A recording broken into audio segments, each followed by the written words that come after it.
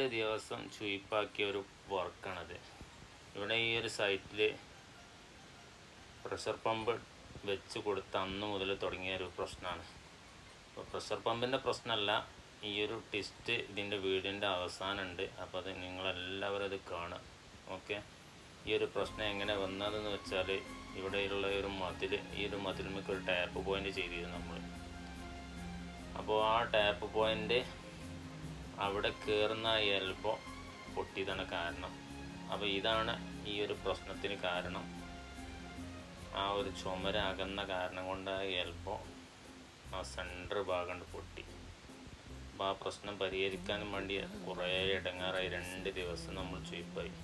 എന്തായാലും വേണ്ടി നമ്മൾ ആ പ്രശ്നങ്ങളൊക്കെ പരിഹരിച്ച് ഇൻ്റർലോക്കൊക്കെ അടിപൊളിയായിട്ട് സെറ്റാക്കി കൊടുത്ത് പോന്നിട്ടുണ്ട്. അപ്പോൾ വീഡിയോ ഇഷ്ടപ്പെട്ടാൽ ലൈക്ക് ചെയ്യുക, ഷെയർ ചെയ്യുക, കമൻറ്റ് ചെയ്യുക.